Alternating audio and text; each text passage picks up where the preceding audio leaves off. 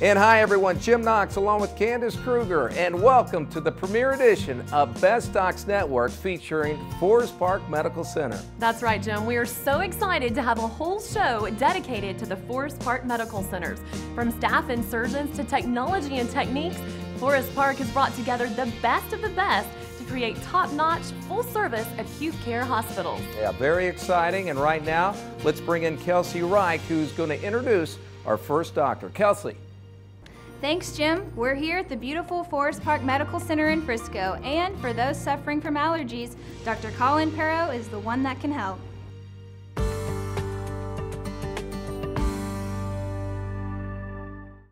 Before I came to see Dr. Perro, I was suffering with chronic sinus infections and congestion and facial pressure, pain. So my family doctor had referred me to him to correct these issues. When a patient comes in and complains of not being able to breathe, you have to address it in two different manners. The first is, do they have a functional problem? Is there something that is going wrong with how the nose is supposed to function? And the second one being, is there an architectural problem? Is there physically something in the way that needs to be corrected in order to improve the problem? After Dr. Perro examined me, he ordered some imaging studies, and this showed that I had a deviated septum. So when Ann first came in to see me, we talked primarily about the function of her nose. She had a pretty severe deviated septum to one side that was clearly blocking not only her airflow, but was also contributing to some recurring sinus problems that she had. And so ultimately we discussed correcting the deviated septum to correct not only the airflow through her nose, but also to help her with her sinus problems. At the same time, she had concerns about the external appearance of her nose, and so we addressed performing those at the same time, which for a number of reasons is not only easier, but technically beneficial to do at the same time. Along with the surgical procedure for the repair of my deviated septum, I inquired if Dr. Perro could repair a small bump that I had on my nose. All of my family has it on my mom's side. I've always been extremely bothered by this bump, and he said sure, it would be a very simple thing to do, and I'm very pleased with the results. So ultimately we did that. We addressed not only the outside shape of her nose while also addressing the inside of her nose. We were not only to improve her nasal airflow, but also correct her chronic sinus problems as well. I'm forever grateful to Dr. Perro for fixing those issues and getting rid of the bump, helping with my self-esteem and loving my look a lot more. Recovery is well tolerated. Typically we tell patients to expect to be out of work for 3 or 4 days. That could be up to a week in some patients' cases, but it just depends on the patient. Dr. Perro and his staff, they're very helpful, and this made me feel very comfortable and confident going into the surgery.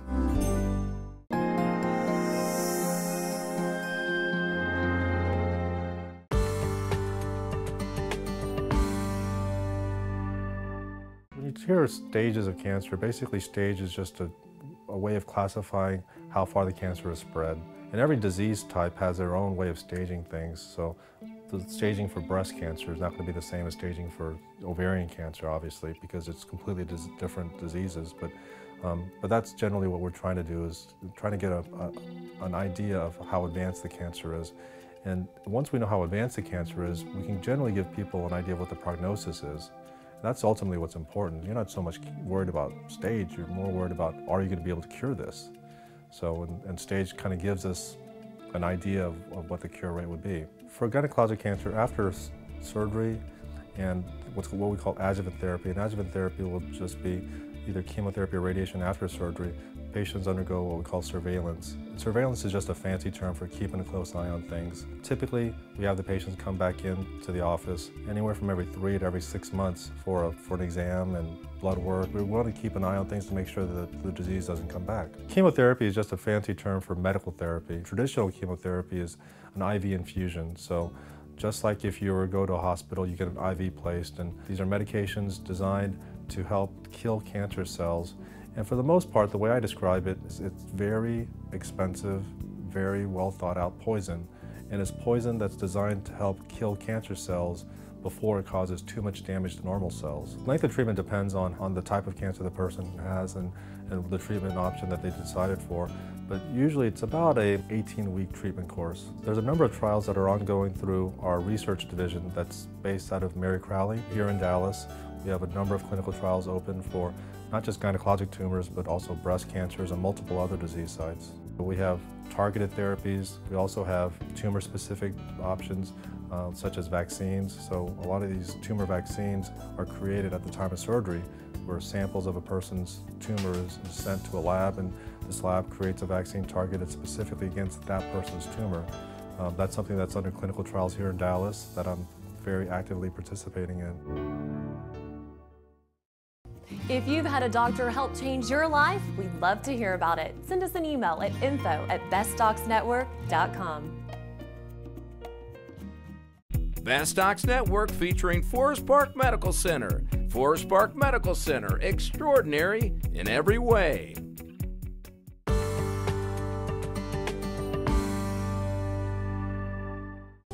I came to Dr. Meade because I was diagnosed with breast cancer. I had several options as far as procedures concerning reconstruction. I think one of the biggest challenges that I face in breast reconstruction is educating patients. It's a time of crisis for them, so it's very difficult for them to choose what they normally would choose. During the crisis, typically a patient will simply want their breast to be reconstructed as quickly, simply, as safely as possible, and just get me out of here. DIEP flap was the way to go because the implants just weren't an option because there was always a possibility that they could get hard, and I liked the idea of it all being me. You can take the skin and the fat from the tummy, you can take the blood vessels with it, and you can leave the muscle behind. So the recovery for those patients is much, much faster. Nancy had her DIEP flap and was up and around. Now part of this obviously is her spirit, but it's a lot easier to recover from an operation where your tummy muscle was just separated and not cut out. These patients where I leave all of the muscle, their recovery is so much faster, it's unbelievable. The typical patient is someone who has an adequate amount of tissue from their belly button down to about the level of where a C-section scar is. And if you tighten up your tummy muscles and you kind of pinch that area, that's the size of tissue that you can have for one breast. The DIEP flap is all natural, so it's a really nice reconstruction for a patient so that she no longer has to worry about the reconstruction. The recovery is about 3 weeks, and once they're done with that, they're done with their breast reconstruction for life. I did go home with drain tubes and whatnot, but it took me about a month before I felt like I was back to fairly full capacity as far as moving around and going places. It's a natural form of reconstruction. Once it's healed in, they're done. They don't have to worry about it any more than they worry about their tummy. Everybody thinks I look amazing, and it's just been a very positive experience. I haven't looked this good in 20 years. Raymond, a loving father of 3, had sleep apnea. At times, he stopped breathing at night until he met Dr. Trone. To find out more about Raymond's story and other life-changing stories, log on to bestdocsnetwork.com. Did you know that Forest Park Medical Center was voted as one of the top 100 places to work in the Dallas-Fort Worth area? Forest Park Medical Center received this honor for the 2nd year in a row.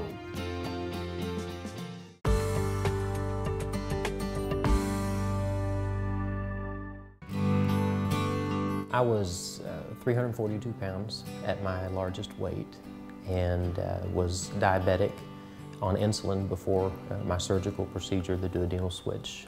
I also had high blood pressure, high cholesterol, and obstructive sleep apnea.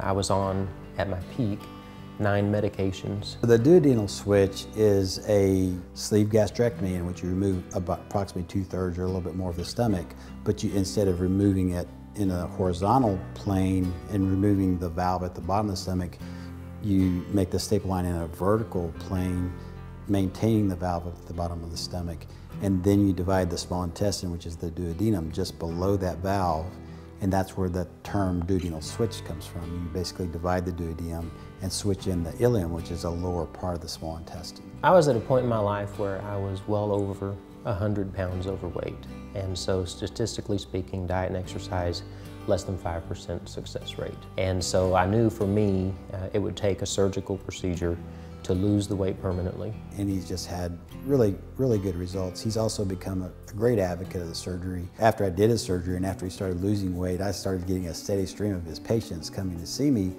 And of course, they were all very well informed because he taught them about it ahead of time and everything. Lost my diabetes within a few weeks. Stopped all my medications the day after surgery, and within 6-7 months had lost the majority of all of my weight. By 9 months I had stabilized pretty much and reached a low, started at 342 maximum, reached a low of 159. I've leveled at 170 and stayed there for over 2 years now with no problems. My approach to all patients is to try to educate them, first of all, about the different surgery options, and of course Duodenal Switch would be one of those options. In the last almost 3 years, I think we've had over 40 people come to his practice specifically looking for a Duodenal Switch, just having seen the results in me, seeing the results in my patients and their family and friends. Forest Park Medical Center set themselves apart by being committed to providing their physicians the latest state-of-the-art technology in medicine. As this week we feature the Makoplasty robot.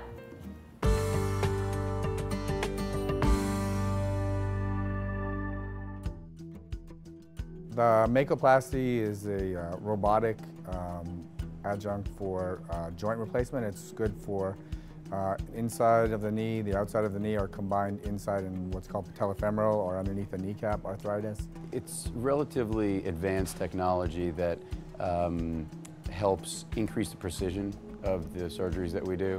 A lot of the orthopedic surgeries in the joint replacement field have a lot to do with measurements and alignments, amounts of cartilage and bone that we remove in order to replace either that exact amount or some variation. The ideal candidate for Makoplasty is anyone who has usually mild to moderate arthritis that's confined to one. There's basically 3 compartments in the knee: the medial or inside compartment, the lateral or outside compartment, and the anterior compartment, which consists of a groove called the trochlea and the patella. So having technology in this situation with Mako using the robot, which helps you to execute the plan that you have preoperatively to achieve a certain result. The robot is actually helping you during surgery. But a big part of the technology is the information that we get from the computer system with the preoperative study to help plan the surgery before we ever make an incision. How Mako is different from the standard partial knee replacement is the excellent reproducibility of putting in the implant. One of the more difficult things about doing partial knee replacements is getting the implant in a good position and maintaining the soft tissue structures.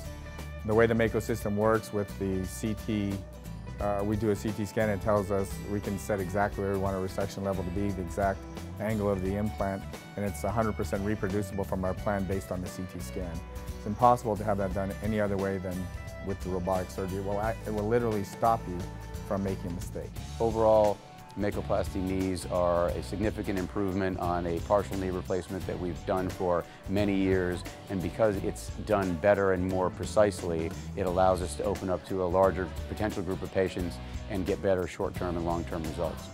It's literally the minimum of minimally invasive surgery for knee replacement. Each week we receive numerous emails from viewers who have questions pertaining to their health. With that, we introduce this week's Ask the Forest Park Doctor.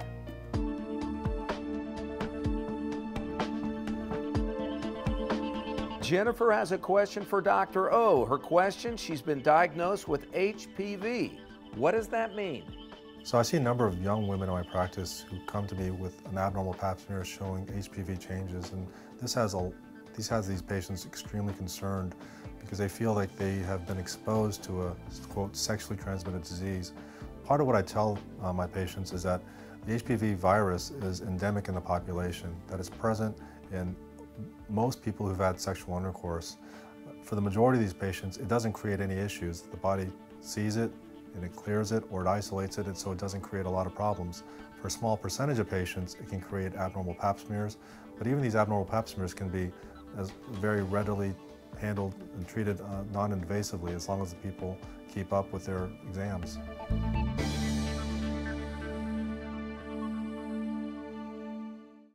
For more information on any of the doctors you've seen on today's show, just go to our website, bestdocsnetwork.com, and click on the Forest Park Medical Center tab. That's right, Forest Park Medical Center and their physicians are dedicated in helping change people's lives. Like our next doctor, one of the best orthopedic surgeons in the Dallas-Fort Worth area, Dr. Stephen Michelsen, and Kelsey Reich has more on that. Kelsey? That's right, Jim. Dr. Stephen Michelsen is one of the best orthopedic surgeons in the Dallas-Fort Worth area, and he just happens to be operating right here out of the beautiful Forest Park Medical Center.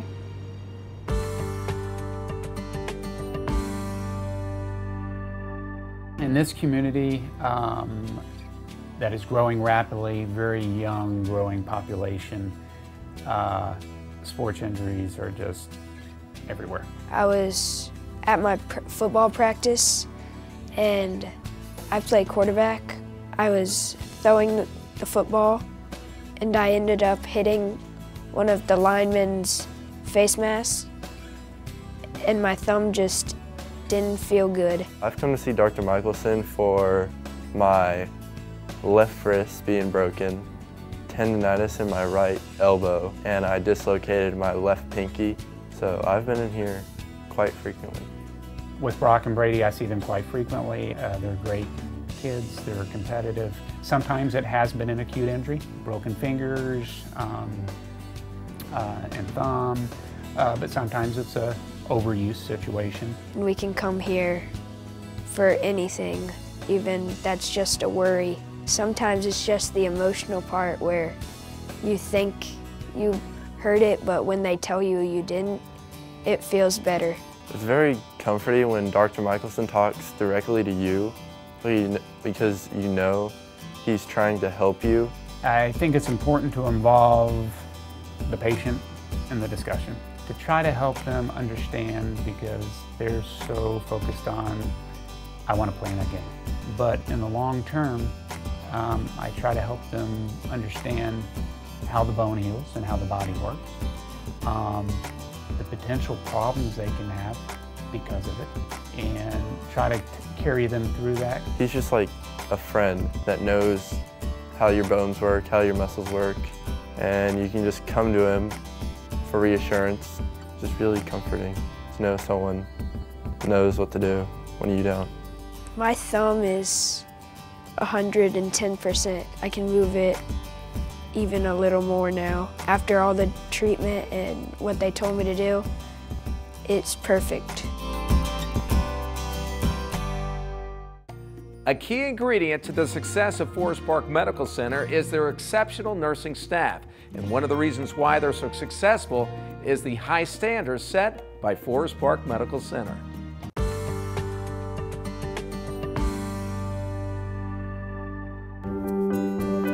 I think what makes Forest Park unique and different is truly the culture that we have. I oversee the surgical services, pre-op and PACU, inpatient unit, and the ER.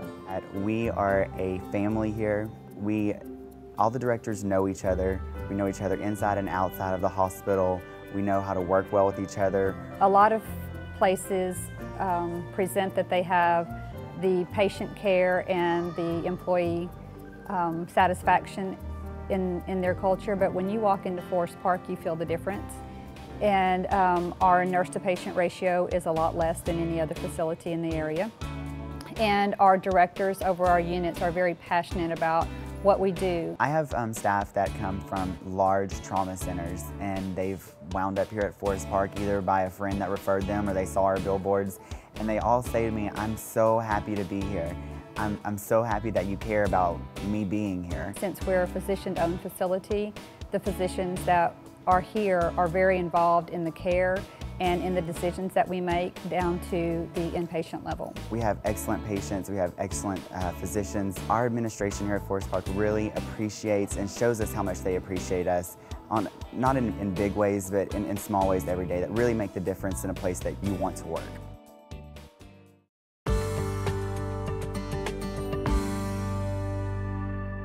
The Da Vinci robot has been used extensively in gynecology since about 2008, and it allows us to do major surgery on patients that used to would facilitate a large incision, but now we're able to do these through smaller, minimally invasive incisions, allowing the patient quicker recovery and quicker return to our normal activities. I work a full-time job. I perform on the weekends. I'm a jazz blues singer.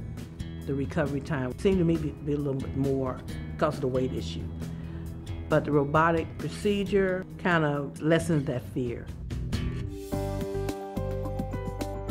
Wanda was having a lot of pressure down below, and she stated that she felt like things were changing inside of her. She knew she had the fibroids, but she felt like they might be growing again. We did a sonogram. It showed that her uterus and fibroids collectively were about the size of a volleyball, and definitely could be causing the pressure and the abdominal pain that she was experiencing. It's kind of like a muscle cramp in the uterus. And unlike muscle cramps in our other muscles, these muscle cramps don't go away, they stay. He explained the process to me, and I said, this is the person who's going to do the surgery. And there's another procedure, but the procedure was done. And within less than 2 weeks, I did a performance. I was very pleased with the outcome. Well, we did her surgery in mid-afternoon or so, and I saw her that night, and she says, I really could go home right now, but I think I'll just stay. So we kept her overnight. The next morning she felt great. She was ready to get out of there. I saw her back about 2 weeks later, and she had already done her first performance. I think she said it was 10 days from the time she had her surgery to the time she was back on stage. I know my doctor said, don't do anything, don't drive for at least 3 or 4 days, but I felt good, you know. So, you know, I would recommend this to anyone who is thinking about having this procedure. Some of the best physicians operate out of Forest Park Medical Centers, and there are a number of reasons why, as we hear from Forest Park Medical Centers CEOs.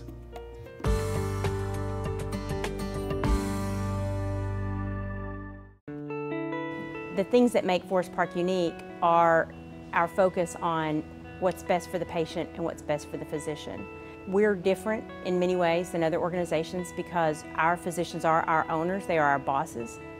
And to that end, we want to do whatever we can to be sure that they get their needs met.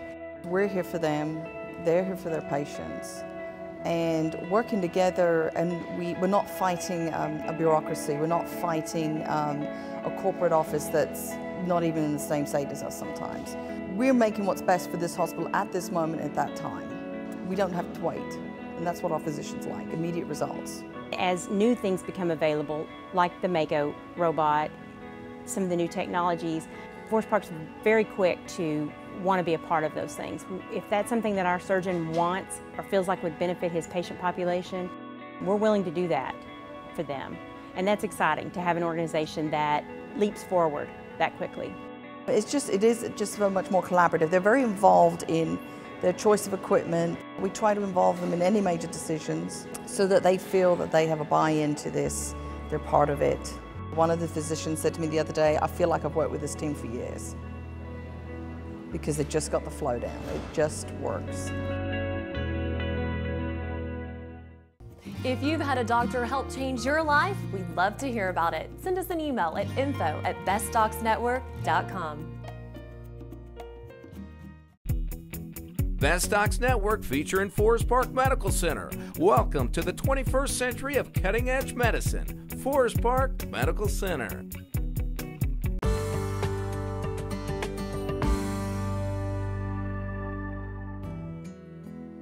Before I went to go see Dr. Roshek, I actually had seen my family doctor because I had some pains down in the growing area. It was severe pain. It hurt to walk. It hurt to do basically just anything, really. And it became too severe for me to handle. Groin hernias either can be one-sided or both-sided. Typically, if a patient has a one-sided groin hernia, I recommend the open hernia repair for that patient. I make an incision in the groin, we fix the hernia, and we'll typically use a piece of mesh to repair the hernia. If the patient has a dual-sided groin hernia, I find that the laparoscopic technique is more beneficial because we can make this small incisions that we use for the laparoscopic technique and fix both hernias at the same time. We found that the laparoscopic technique and the open technique are very similar in regards to durability of the repair and recurrence. However, we've seen that the laparoscopic technique allows patients to go back to work sooner, and a lot of times we'll have less pain in the postoperative period. When I went in to see Dr. Roshek, he did the full exam again, and at that time he discovered a second hole in my intestinal wall. So in Anthony's case, he was starting to feel growing pain, and he thought it was just on one side, but it turns out that when I saw him in the office, he actually had a hernia on both sides. And this hernia was really making it hard for him to do what he loves, which is mainly he likes to hike. And when he's hiking, he participates in geocaching, where basically you're on a glorified treasure hunt. So it was really holding him back from that. He was noting a lot of pain when he was trying to go hiking and enjoy his life. Once the hernias were diagnosed, we settled on the laparoscopic technique to fix both sides at once. After the surgery, it was 3 or 4 days. The surgery was on Wednesday. Not being one who likes to be cooped up, a very active kind of guy, I like to be able to get out. From then, it was a little bit more at a time. By Monday, I was back at work. And since surgery, he's been doing great, and he's out there hiking and geocaching all the time now. Dr. Roshek, as a doctor, he was extremely welcoming. He's extremely friendly, extremely open, a very good person.